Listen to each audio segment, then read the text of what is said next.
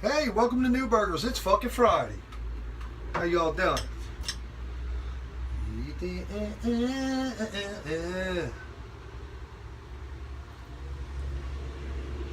like my wheat beer a little colder at 32 degrees. I dropped it 2 degrees. Oh my God, look at this. Look at this thing. This is just fucking fantastic. This is not going to last long in the keg, fellas. I can tell you that right now. So what are we doing? Well, I'll tell you.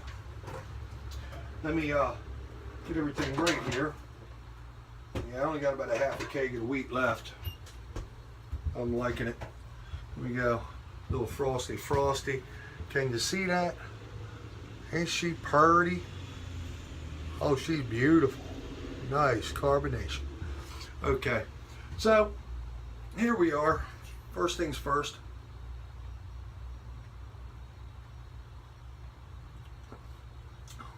Ooh, get it in you.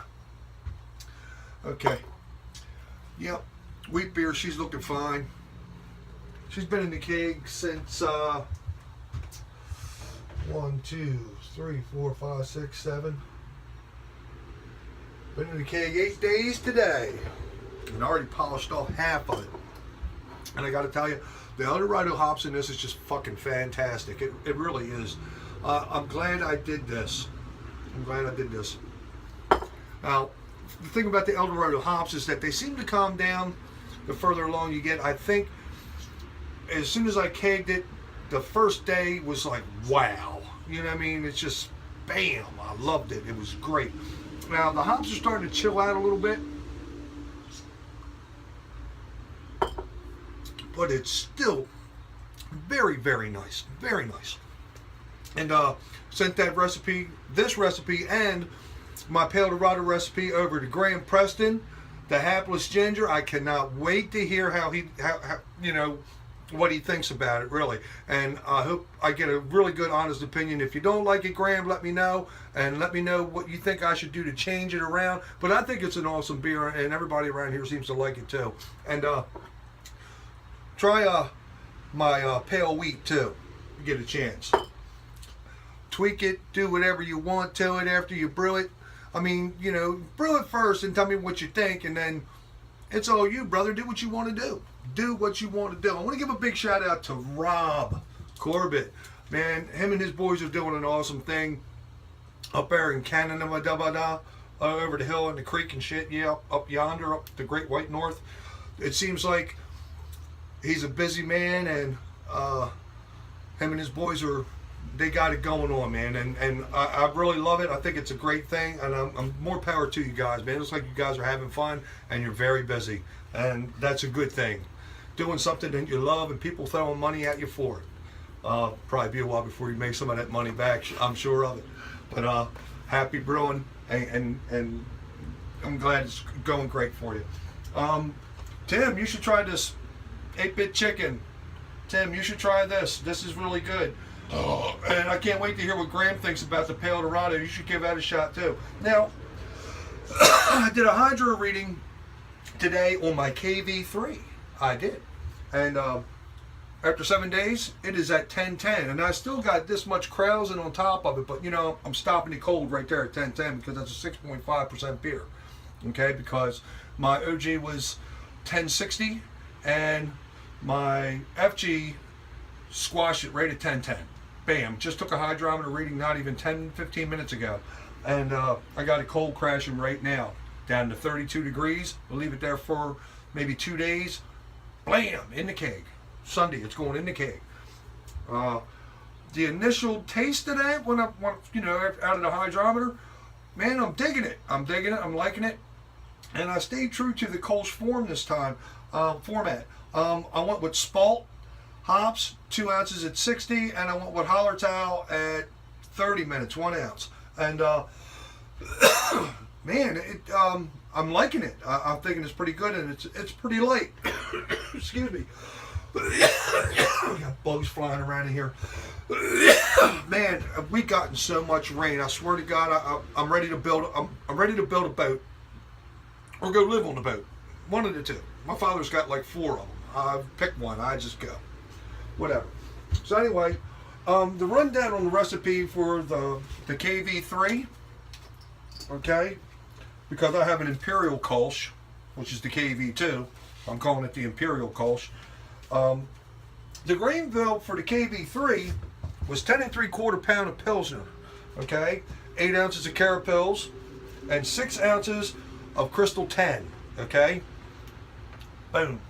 My hop schedule was 2 ounces of Spalt at 60, 1 ounce of Hallertau at 30 minutes. I used the K97 yeast, of course, and I mashed for 90 minutes at 150, and I mashed out 15 minutes at 168, and I sparged with 168 just to level it up, because I do a brew in a bag thing. I leveled it up to 6 3/4 gallons because I boil off 1 gallon every 90 minutes.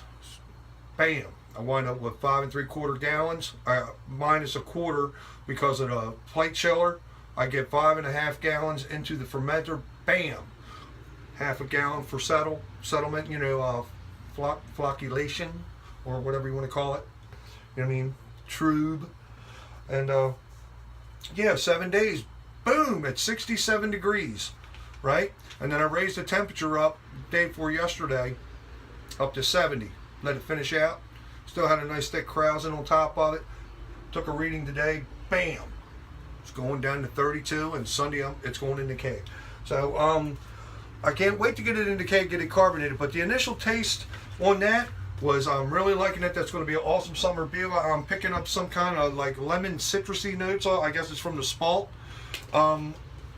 You know, just out of the hydrometer. But it made me pucker a little bit. I was like, ooh, that's nice.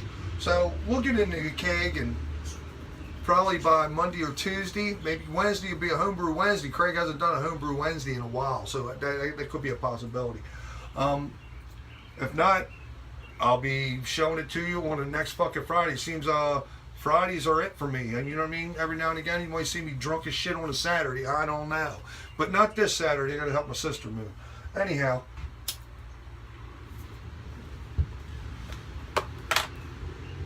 What else I got going on? I think next up I'm going to brew another Pale Dorado because everybody seems to like that here on the property, and you know, father, son-in-law, the daughter, everybody likes it. So you know, I got to brew it again, and I like it too. This is definitely going to happen again for when my sister comes up in August from Tejas, Texas, down there with Drunken One. Yeah, that's it. And when it gets a little chilly, I'm going to brew that stout because it's marked down on my Hooji right here. It might be before it starts to get a little cold, but definitely going to brew that. Drunken One, you should try this recipe too. I put it on Messenger for Graham. This wheat beer, this is friggin' awesome. Look at the clarity. I know wheat beers ain't supposed to be that clear, and I got it perfectly carbonated if you can see it. I don't know if you can or not. There it goes. There's some bubblies in there. And great head retention. Look at that. Lacing. Maybe I should throw the grain bill out there on this one. That's a good beer. That really is. First wheat beer I brewed since what? Probably been 2 years. Yeah. Yeah, let's do that. We got a little bit of time. I can do that. Yeah, what? Fuck, I'm only 8 minutes into it. Wheat beer. I got a couple other recipes in here I'm ready to try too. Hold on, I'm getting there.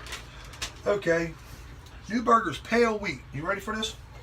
5 pounds of pale malt, 2 pounds of Pilsner malt, 3.5 pounds of white wheat malt. Okay. 1 pound of flaked wheat, okay, 1 ounce of El Dorado at 30, a 1/4 ounce at 10, and a 1/4 ounce at 1 minute. 1 minute, like Chinese food, 1 minute. And I mashed that at 150 for 90 minutes. I mashed that at 168 for 15 minutes. I'm starting to sound redundant. Mashed out for 15 minutes at 168, and asparged at 168 and leveled up to 6 3/4 gallons. And you know why. And I boiled for 90 minutes, okay? And My FG on that turned out, I mean, my OG was 10.59 on that, and I finished out at 10.10. I got a 6.4% wheat beer, and it's really light. It's refreshing. It's well balanced. Nothing overpowers anything. Everything's pretty much even up on this, and I'm liking it. And that's what you want for a summertime beer. You don't want a real malty beer. At least I don't during the summer. I don't. I mean, I could drink an Oktoberfest anytime. I could drink a Marzen anytime. But I'm starting to switch up on my beers during the summertime and stuff like that. I want a lighter beer. That's why I brewed a KV3. I want a lighter version because my KV2 is a little caramelly. I use a little bit of Crystal 60 in that, and it's light, but it turns out it's almost an amber color, almost. There's another one I need to do too. Brew up another Newburger's Amber Ale. That's a good friggin' recipe too. That's an anytime beer. I'd love to throw that recipe out to Stephen J. Pour. That makes Yingling taste like water. I'm not kidding you. And I like Yingling Amber Lager, but my Amber Ale tastes a lot better. I got to tell you, I'm not just saying that. It's true. Tastes like shit. I tell you, it tastes like shit. This is good. Oh, update. Union Craft Brewing, for all the people that worked at Union Craft Brewing and had their hands in it to make things work like it did, they are naming, what are they calling it? Change Order IPA. Look out for that. And there was a list of people that they were thanking for it, and guess who was number one on the list? Thank you guys. You guys are friggin' awesome. I love it. So big shout out to Chris and the brewers down at Union Craft Brewing. If you haven't tried their lineup, you will not be disappointed. You should try it, really. Yeah, you should, really. A great bunch of guys. I have never met a brewer who wasn't a nice guy. I don't know whether it's the alcohol or I don't know. I don't know. Maybe we're just stress-free when we're brewing and drinking. I don't know.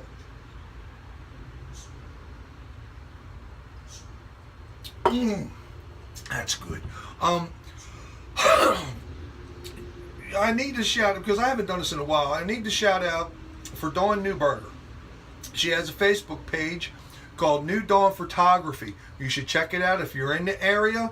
She is an awesome photographer. She's been very busy lately doing dance studio photos and stuff like that for where my granddaughter dances at. Awesome pictures. I've been posting them on my Facebook page and all that. And for all you venison eaters and all that, you got to check out Phil Ingram, Venison Man, on Facebook. He's got awesome recipes. He's got his own brew shop up there. Butcher shop up in Perryville. If you're around there or you want something butchered or something like that, talk to him. He doesn't just do deer. He does it all. And smoked this. Man, he's got it all. I mean, bologna, sausages, bacon, you name it, he's doing it. So, and he's my cousin. So, awesome guy. You need to check out his page. You really need to check out my wife's page because she's good. And the more business you give her, the more brewing I get to do. How about that? There you go. Graham, when you do brew the Pale Dorado and you send a couple of them across the pond, I will love you forever. Really, because that's going to cost a couple of dollars in postage, I'm sure, and I hope they make the trip fine. And I already know they'll probably be better than mine because you're a meticulous motherfucker. I already know that. I've seen the videos while you're brewing, and I've seen the inside of your brew house too. Makes my little shack look like shit. I ain't kidding you. So I know you're going to be meticulous, and I cannot wait to sample that, and that there will be a full-scale video on that shit, man. It'll be a live thing, all that. Okay, so that's what I got for fucking Friday. I will let you know about the KV3 once I bang it up in the keg. Probably be next Friday. I'll probably sample it before then, though, I can guarantee you. But I'll do a review on that and let you know how that turned out. And everybody on BrewTube and YouTube and Multi Python and the Holy Ale and the BrewTubers and BrewTube Original and Happy fucking Friday and get it in ya. Cheers.